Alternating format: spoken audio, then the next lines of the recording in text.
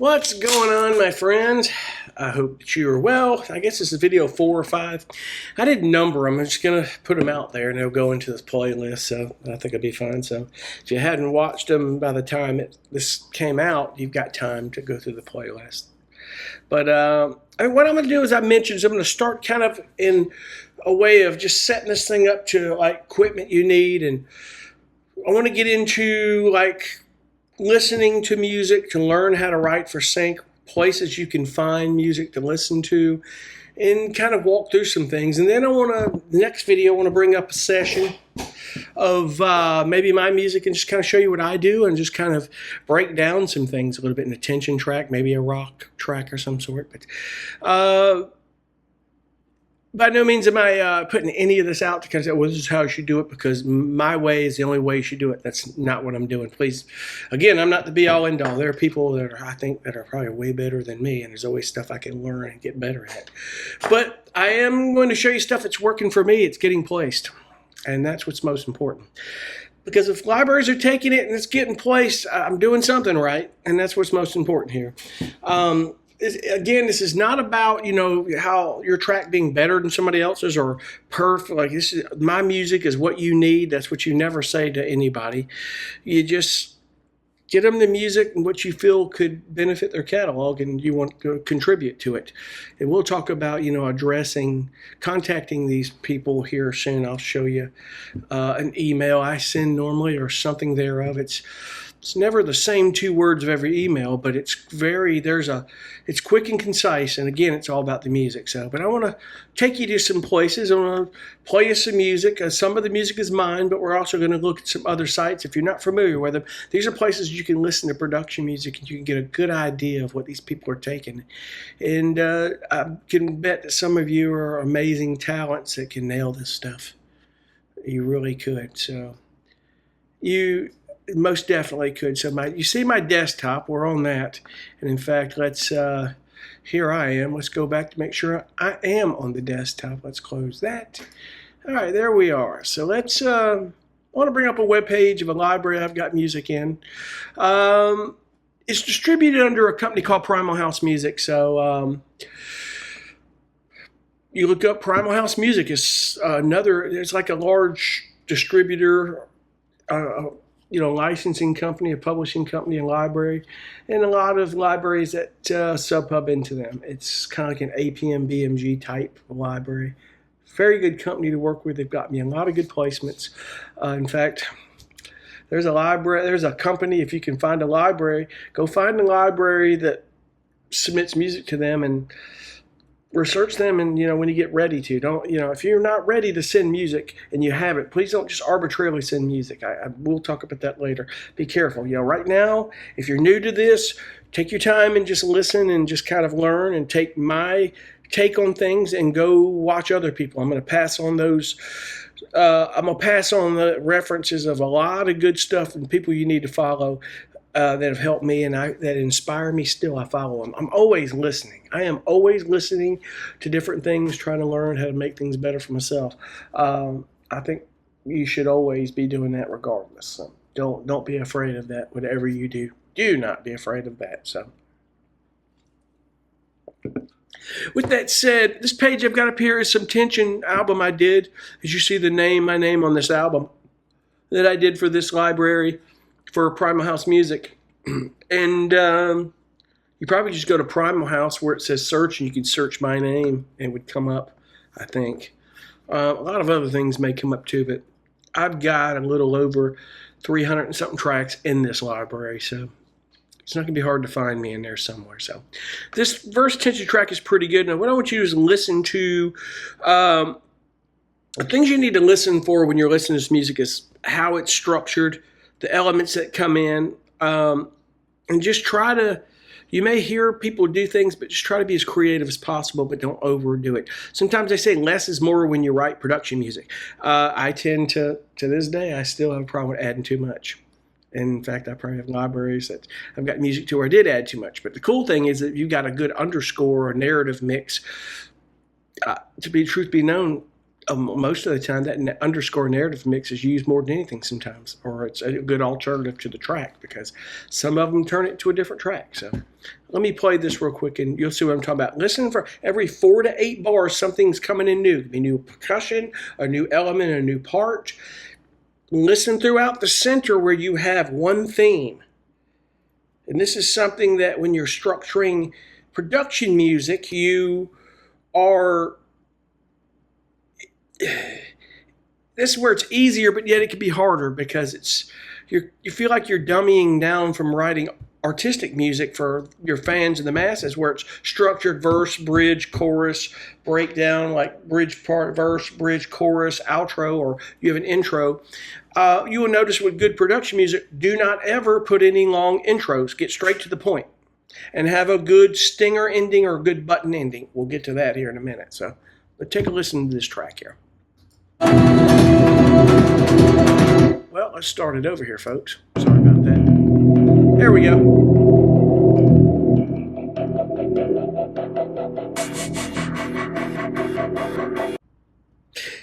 What's up, guys? Future Chris here. I guess I'm an idiot. I don't use my head sometimes. I guess we forget to do things like I always have. Or not always, but we all do this. I realize, and by now you already figured out that something isn't right when you're hearing that on some of that music of mine, is that I had my speakers on too loud through the microphone and the camera. Sorry about that, guys. Next time we'll use our head. But just go to Primal House Music and listen to that album there, and you can listen to it better, and you'll know.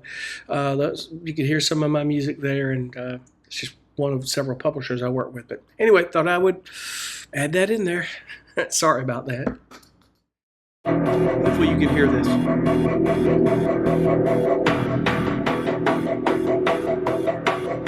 You got percussion coming in. Bar 9. It's building up.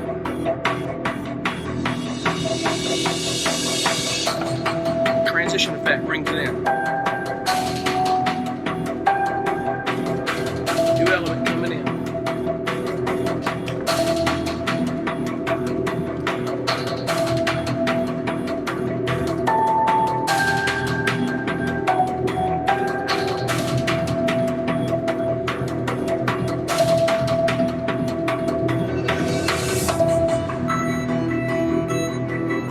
Breakdown part.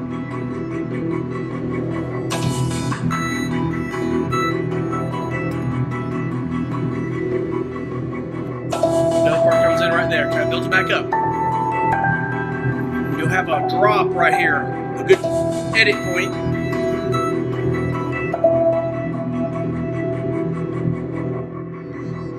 Right here.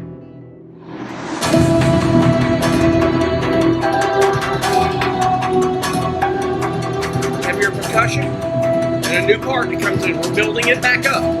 Grand finale. Here comes another part in. I think right here in the last part. Maybe.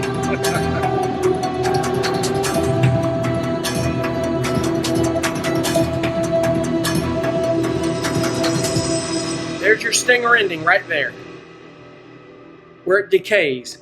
Now, the difference between a stinger and a button is like you hear in dramedy music, where it's just, or certain rock tracks, where it just stops. There's very little decay. Now, if you listen about right here, it starts coming in right there.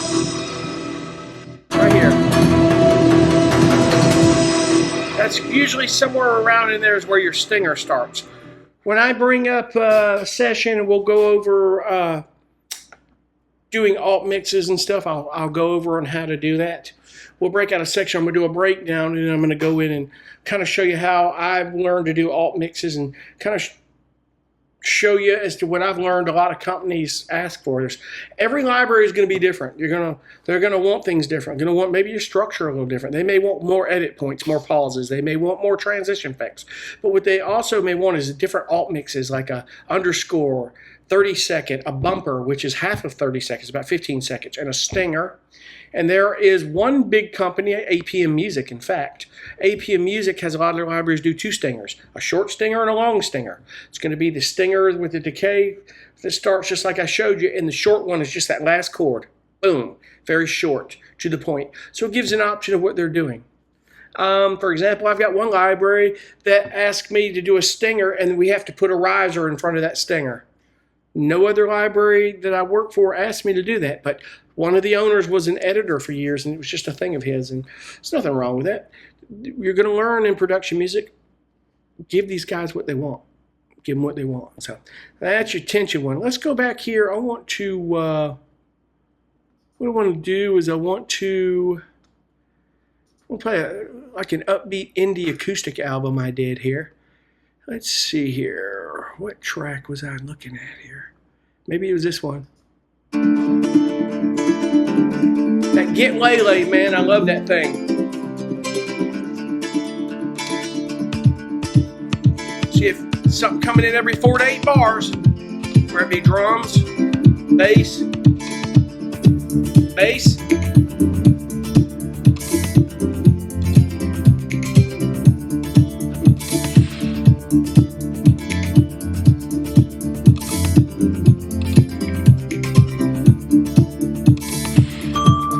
There we go.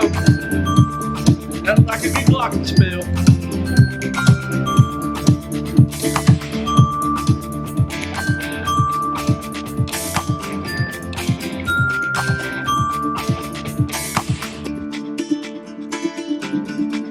Side note, you get percussion, this vitamin bottle, I think I used that VST Life and generated some percussion. It was cool.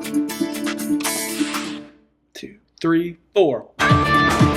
New part coming in.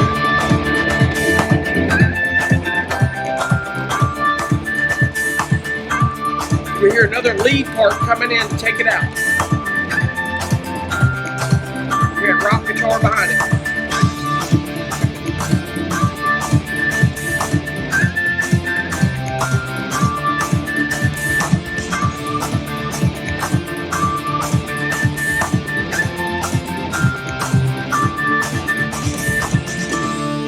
And there's that stinger ending. I talked about don't ever let stuff just fade out. Don't ever do that.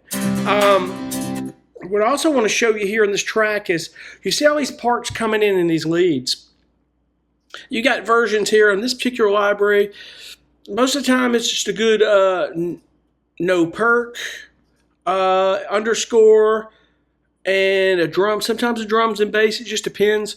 Underscore and no perk over that a lot of times, but also whatever reduced mix or some things that work. So what I did here was there's an underscore. So what you're going to find, a lot of stuff that gets placed, you may hear the placement and go, I don't hear everything in the track. Honestly, in some tracks like this, that's why I say less is more sometimes, but you want to give them a good full track and give them alt mixes. The underscore is used more than anything because it's less distracting in a lot of sense.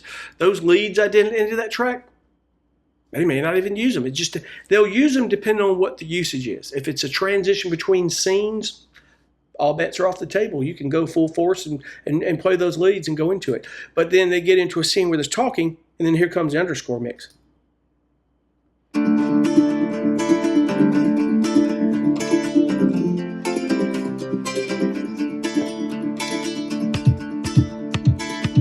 And you'll notice there's no leads coming in.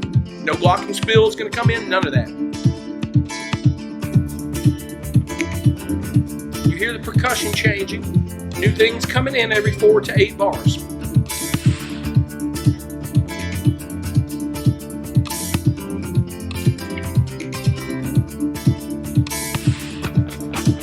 Hear my electric guitar coming in on the bottom.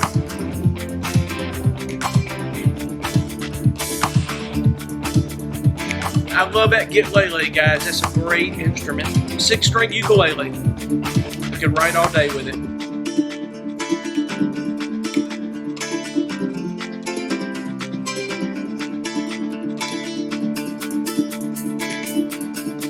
And the percussion's not real complicated. Changes up here and there. 2, 3, 4. Drums, rock guitar. And as simple as this is, most of the time this is what's used over anything more in that track.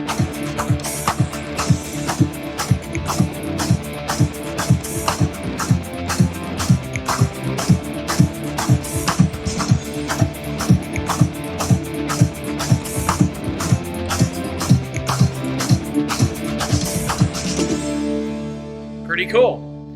Now, I don't know if I use Logic Drummer or I use Easy Drummer in there, but I like doing indie stuff like this, upbeat indie, feel-good acoustic stuff with the rock guitars. The percussion I think you use without bringing up the session, I don't know, I may bring it up later, is XLN Audio's got a VST, a drum VST called Life. It generates percussion out of anything. It's so cool. Go check it out. I believe I used that in these, and I took some vitamins. I shook up some other things, and you could hear those vitamins shaking as a good shaker in the background. It's kind of cool. Shake up a thing of vitamins. Don't tear it. If they're gel caps, it ain't going to work, but if they're hard vitamins, they will. Shakers and stuff like that, but you don't have to get crazy intricate with the percussion, but you do want things changing and coming in and out mostly. So that's a good example for that. And we'll go in further because I want to do a video kind of breaking down in the session of that, and then I'll show you maybe some of the VSTs I use the most of. I showed a lot of what I had on my last video. I guess it was the last two about the gear I used, and I know it was a little long. Sorry about that. Some of you have been doing this for a while. You already know, so you really do. But let me, I'm going to show you something interesting. A company, and you may have heard of this, called ExtremeMusic.com. Let's go to here, ExtremeMusic.com. This is a great site to go and listen to some insanely professional production music. It makes you kind of feel like, God, what am I doing wrong here? I still do that. But the thing is it's, the music in here, you can go through and listen to all the stuff. And what they do, I don't know about every album, but a lot of them, they will publish the stems as well as the alt mixes. So you can break this down and listen to the individual stems. So let's go search for some tension music. Let's go crime, tension. Tension. Let's see here. Let's just see if it searches it. Let's find this real quick, my friends. Let's go crime, tension, drama.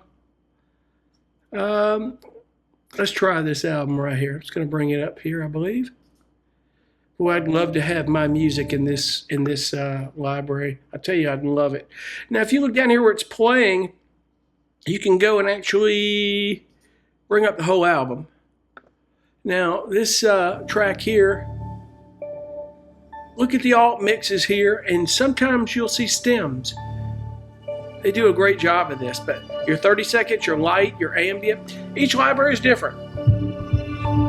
But you see where things are changing every 4 to 8 bars here. I don't want to play the whole track, but you go and you just see the pattern of how things coming out and the elements they use. Now, if you go up here where it says stems, right, I believe it's here. Here are the stems to this track. Look at this. There's the effects. There's the guitars 2, your metals, pianos and harp, your strings. If you want to break down everything that they're doing, synth bass, all this stuff, it's really cool. You can play each individual stem. So it's playing here. Let's see if we can fast forward it a little bit. Here comes the stem. You can listen to the individual elements and break this down, what they're doing and how they're integrating this stuff. Pretty cool. You listen to how the melodies are focused, sometimes like these counter melodies and things that they do. And you will notice there's a common theme that theme stays through the whole track. There might be some counter melodies, some things you bring in and out, but that you have that good, strong theme without overdoing it. And let's see what it brings in over here.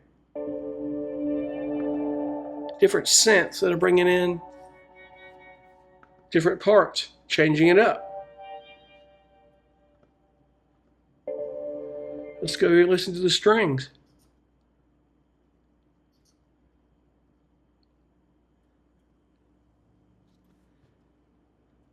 Starts coming in very quietly and then loud. It's just textures. And you're bringing them all in like a mosaic together, like a lot of intervals and small stuff. You know, this, I just wanted to show you this real quick. This is one site that is important you can go to and just listen to music and study this stuff. I APM Music is another place you can go to.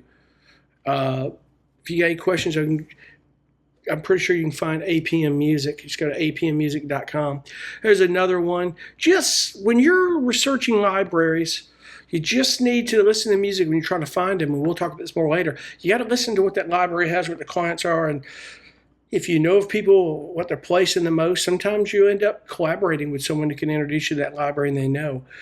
You guys collaborate an album, it might make it into it. There are times where you'll get a deal and maybe write for that library, but you may not be a fit for that library unless you collaborated with that individual. It's weird. It's happened to me before. It's also happened I've collaborated. I'm also writing for that library. So there's no set formula. Everything is different. Like I say, everybody's journey is different, and you're going to have that. So what I want to do in the next video is I'm going to bring up a session. I want to break down my session, elements I've used, what I did, and then I want to go into showing you how to do alt mixes and stuff. And this is just kind of a premise of some things you need to learn. And then where you need to go further with this is some of the things I refer you to go deeper into that with the courses or a course and some materials that you need to read and some really valuable things that have helped me a lot, and some tips and things later when we get to that point. So, but other than that, I'm going to leave this video at this, and I do hope that you guys got something out of it. You got any questions down below, please just